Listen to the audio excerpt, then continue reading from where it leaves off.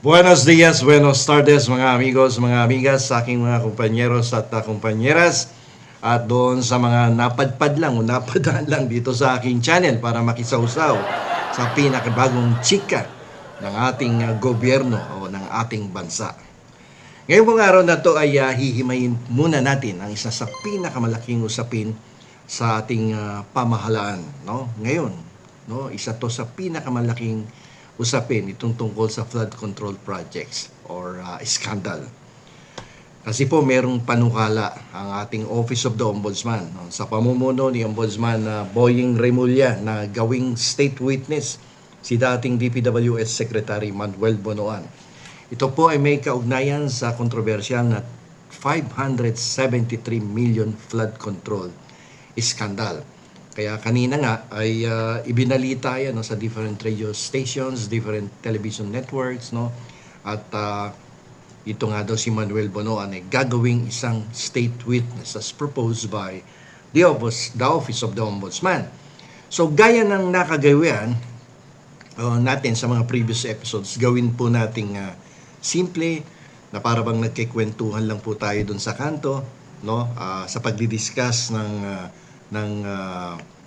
subject matter about this state witness sa isang flood control scandal. Pero medyo malaman ang ating pag-uusapan at lahat naman po ay base sa batas, base sa mga jurisprudence. So ano ba meron ngayon, no? So balikan natin nung May 2026 po, nung nakaraang buwan lang, kinasuhan ng plunder at graft si dating Secretary Bonoan. Siyempre kasama niya, kung matatandaan po ninyo, kasama niya si Senator Jinggoy Estrada at ilang opisyal ng DPWH dahil sa di umano'y mga kickbacks sa mga flood control projects. At yung ibang DPWH officials at maging itong si Senator Jinggoy Estrada ay kasalukuyan na pong nasa loob ng piitan, no, dahil non-bailable offense yung mga kasong naisang palaban na sa kanila. Pero nitong June 29, ngayong araw na to, ay nagpasabog ng balita ang Ombudsman. Ang sabi, may signed agreement na daw sila kay Bonoan para maging isang state witness kapalit ng pag-absuelto. So, pag-discharge sa kanya sa kasong graft at plunder. So, malaking balita to, no, sapagkat itinuturing natin si dating Secretary Bonoan na isa sa pinakamalaking isda na na-involved dito sa flood control scandal. Okay? So, siguro ang tanong kasi ng ating mga kababayan dito is that bakit gustong-gusto ng Ombudsman si Secretary Bonoan bilang state witness sa flood control projects? No? Kasi raw, ang sagot dito, kasi daw, pagdating sa bilyong-bilyong pondo na inaanod ng baha, si Secretary Bonoan lang ang may pinakamalakas na salbabida. Ibig sabihin, yung kanyang salbabida ay yung kanyang testimonya. Kasi siya yung nakakalam, no? Siya yung nakakaalam kung saang sapa o bulsa napunta yung agos. Saan napunta yung mga salapi, no, na nanggaling sa pondo ng flood control project. So, ayan, kaya kinonsider siya ngayon na maging isang state witness upang linawin sino yung kumuha ng pera talaga, sino ang nagbulsa, no, ilang bilyon niyang o ilang daang milyon ang mga perang ninakaw sa pondo ng bayan. Pero pag-usapan natin dito is that paano ka ba pwedeng maging state witness? So liliwanagin natin base sa mga tumatakbo o sa kasalukuyang batas natin. Hindi dahil lang sa kumanta o naggitara ka sa harap ng Office of the Ombudsman ay absuelto ka na agad. No, may mahigpit po tayong batas diyan. No, yung rules of court sa ilalim po ng Rule 119 Section 17 at mga desisyon ng ating Korte Suprema. Kasi yung iba sabi, pag maganda ka kumanta diyan, o maganda yung boses mo sa pagkanta at magaling ka maggitara sa harapan ng Ombudsman, naku, pwede ka na maging state witness. Hindi po, yan po ay meron tayong panuntunan sa ilalim ng rules of court, no? Sige, umpisa natin. Para maging isang state witness, kailangan pumasa ka sa 5 requisites, no? na itinatadhana ng ating rules of court under the Rule 119. No? Dito ulitin ko, dapat pumasa ka sa 5 requisites na itinatadhana ng Rule 119 ng Rules of Court. Ngayon, ang unang-unang dapat makonsider dito is that may absolute necessity para sa testimonya ng dating sekretary ng DPWH na si Manuel Bonoan. Uulitin ko, may absolute necessity para sa kanyang testimonya, no, para sa kaso nitong flood control scandal. Ibig sabihin, kung wala ang testimonya ni Bonoan, may hirapan o imposibleng mapatunayan ng gobyerno ang krimen. Sabi nga ng ombudsman, ang kaalaman ni Bonoan sa inner workings ng buong DPWH ay napakahalaga para madiin ang iba pang utak ng anomalya. Itong anomalya ng flood control projects. Okay, ang susunod dito na requisite is that walang ibang direktang ebidensya ang prosecution.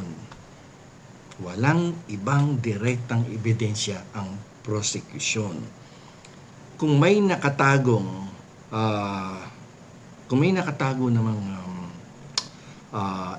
video, recording na may pirmahan ng abutan ng CAS, hindi na kailangan si Bonoan.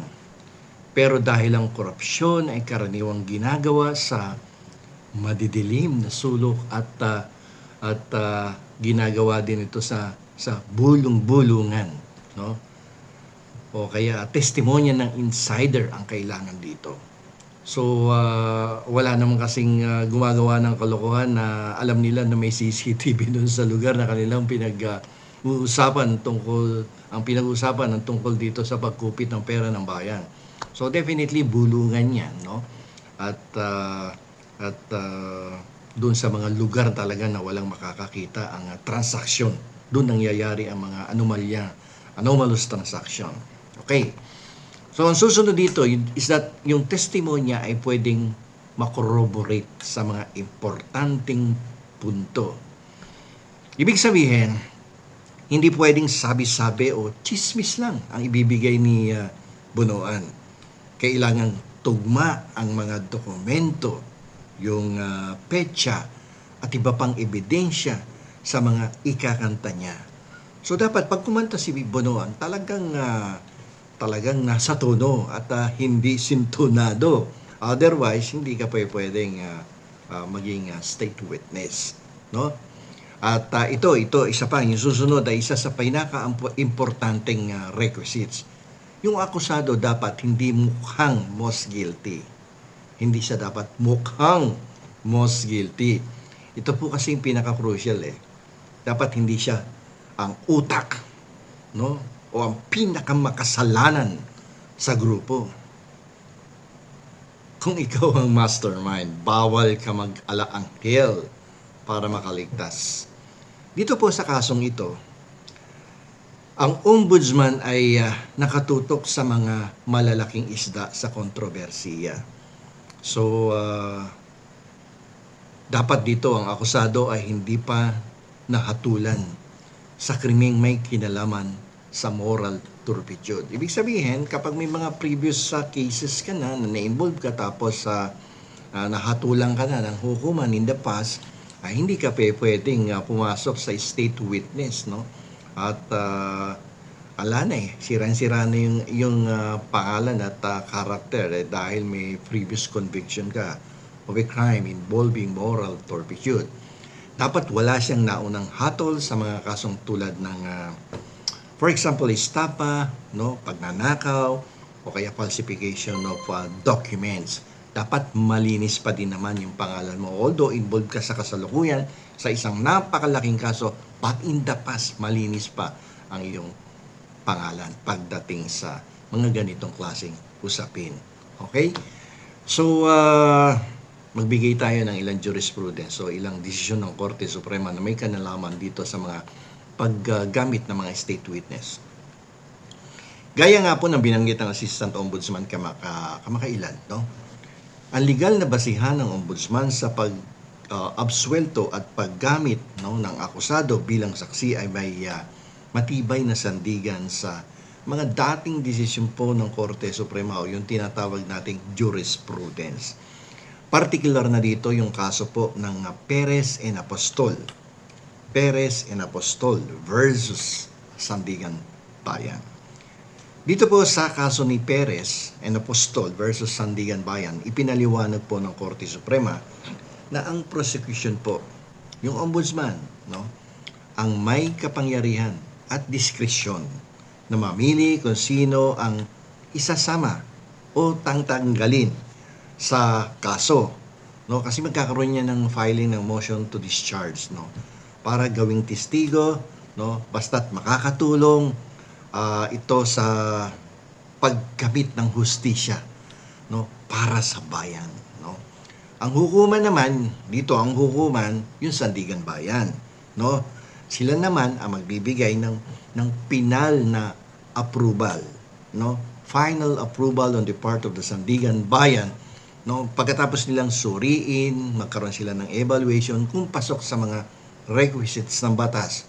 Itong ipinipresentang state witness na si Manuel Bunuan. Although hindi porket sinabi na ng ombudsman na siya yung gagawin kong state witness, subject for approval pa din yan ng hukuman ng Sandigan Bayan. Okay? So, dito bago natapos ang buwan, kung maaalala po ninyo, na-hospital po itong si dating Secretary Bunuan dahil sa alta presyon. Mataas yung BP, at may diabetes pala to. Pagkatapos niyang sumuko sa CIDG, nagkaroon ng medical examination, katakot-takot na sakit pala itong mama na to. Understandable naman kasi may edad na, 80 mahigit na yata si Secretary Bunuan, di ba? So, natural lang, may diabetes, mataas yung BP, lahat na yata ng sakit. Meron yata siya doon sa report na ibinigay ng doktor niya, di ba? So, kaya pinayagan na din yung house arrest niya. Sabi ng mga kritiko, nakakapagtaka raw na kapag may kasong plunder, ang mga dating opisyal, biglang sumasakit ang katawan ng mga yan. At nagre-request kadalasan ng wheelchair at hospital arrest.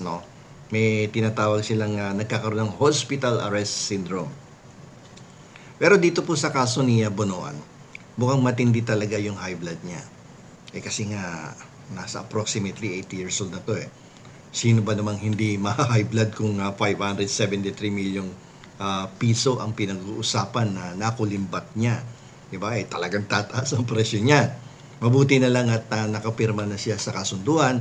Mas mainam ng kumanta sa korte kaysa mag-video kay siya doon sa loob ng selda sa city jail. At hintayin natin kung ito bang rekomendasyon ng ating ombudsman na sa pamumuno ni Boying Remulla na gawing state witness itong si Bunuan ay magkakaroon ng final approval by the Sandigan Bayan. O gaya nga ng sabi ko kanina, ito po ay dadaan pa din sa pinal na desisyon ng ating Sandigan on whether or not Manuel Bunuan will qualify as a state witness regarding dito sa kaso ng flood control scandal. Okay? So, sana po ay may natutunan kayo ngayon dito sa aking episode at huwag niyo pong kalilimutan na mag-like, mag-subscribe, mag-comment dito po sa aking YouTube channel. Marami pong salamat. Ito po muli ang inyong lingkod, si Atty. Rene Bueno.